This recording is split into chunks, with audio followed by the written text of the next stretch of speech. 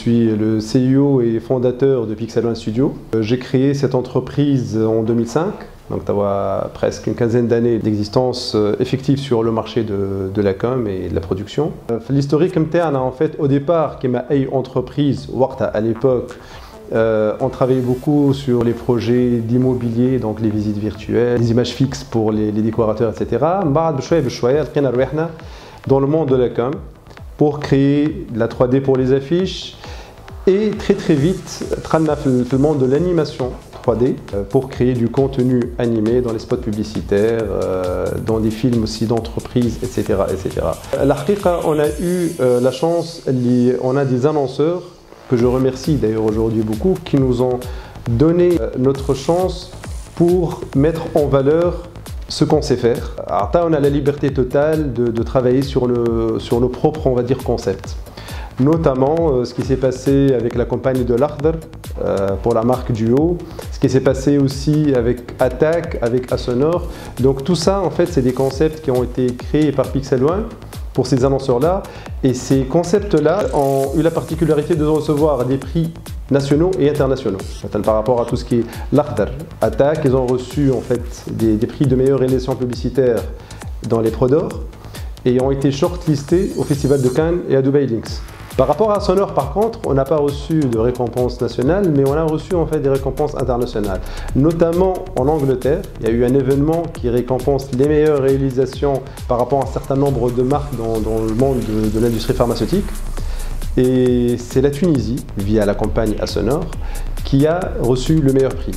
Alors suite à ça, on a eu une avalanche de demandes de part de sociétés chiliennes, norvégiennes et autres qui demandaient en fait des déclinaisons de ce concept-là. Dans le monde du cinéma, on a travaillé sur le film Sabat al-Eid du feu Najib Aried avec le réalisateur Anis Lassoud sur la partie animation 2D de ce film-là. C'était une expérience très enrichissante et surtout ce film-là, il a reçu une trentaine de prix dans des festivals internationaux, dont une bonne partie de ces prix-là pour la partie animation 2D. C'était très enrichissant parce qu'on avait face à nous un réalisateur qui est très exigeant, très pointueux, et ça nous a permis en fait d'avoir une carte de visite dans le monde du cinéma suite à cette référence-là. Alors, il y a un événement récemment qui était très intéressant pour nous, qui est Carthage Digital au JCC. Il y avait beaucoup de professionnels étrangers présents. Haja sur cet événement-là, en fait, ces professionnels-là sont venus sur notre stand et ils se sont attardés sur une de nos réalisations qui est la mascotte King Kong de l'attraction Carthage Land.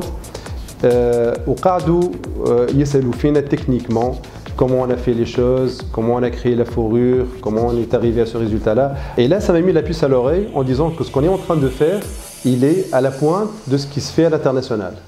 Ce qui est important à savoir, c'est qu'à Pixel One Studio, on a une partie qui ne s'arrête jamais. C'est la recherche et développement. D'ailleurs, je la chapeaute moi-même avec mon équipe et on améliore tout le temps en fait les technologies qui sortent, les techniques qu'on utilise pour avoir toujours le meilleur pipeline de production. Alors pourquoi on fait ça? Déjà, pour réduire les temps de production, pour améliorer la qualité, moins de temps et moins de coûts pour les annonceurs. Donc des technologies qui permettent en fait un gain colossal pour les annonceurs, ça leur permet d'avoir la meilleure qualité avec les moindres budgets. Alors la toute dernière innovation qu'on a mise sur le marché, c'est la capture de mouvements corporels et faciales pour les personnages. Alors cette innovation, en fait, c'est l'aboutissement de plusieurs années d'expérience. Alors cette innovation, c'est un mix entre matériel, logiciel et savoir-faire de plusieurs années d'expérience.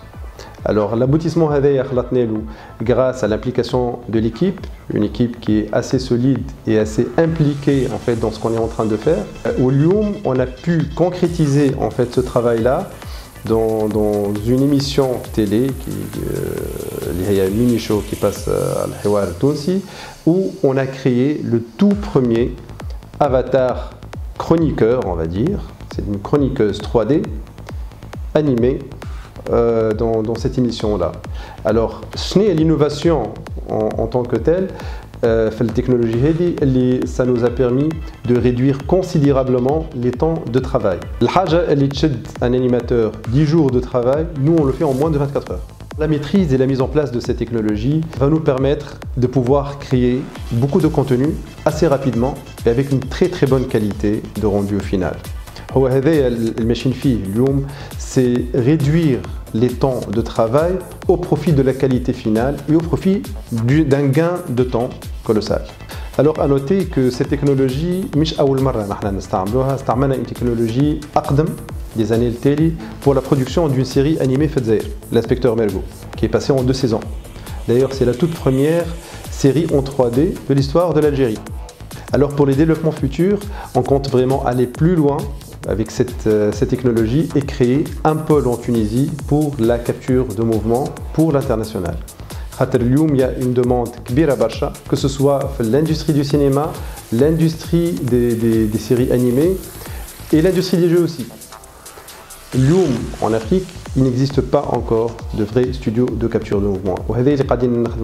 Alors pour l'international, en fait au départ, on s'en contentait du marché tunisien, algérien, nord-africain on va dire, mais de plus en plus on s'est retrouvé sollicité de la part d'entreprises européennes, américaines et autres qui nous sollicitaient pour leurs travaux. Alors c'est des sommités, c'est des sociétés qui sont d'un certain calibre et qui ne nous demandent pas des travaux d'exécution, entre guillemets, pour faire des choses, mais ils nous demandaient une réelle collaboration et un réel partenariat pour pouvoir faire aboutir des projets d'une certaine envergure. Donc l'Youm, n'est pas faire des partenariats, on fait de la sous-traitance pour des entreprises à l'international, mais plutôt des collaborations où les échanges vont des deux côtés. Ils ont compris que et c'est là le vrai échange qu'on a mis en place. Alors pour conclure, je dirais que la recherche et développement des années durant, aujourd'hui il est en train de porter ses fruits. C'est en train d'intéresser un certain nombre d'entreprises à l'international. Les vrais développements futurs qu'on est en train de faire, c'est être présent à l'international, plus qu'en Tunisie, et mettre ce savoir-faire là au service des productions internationales.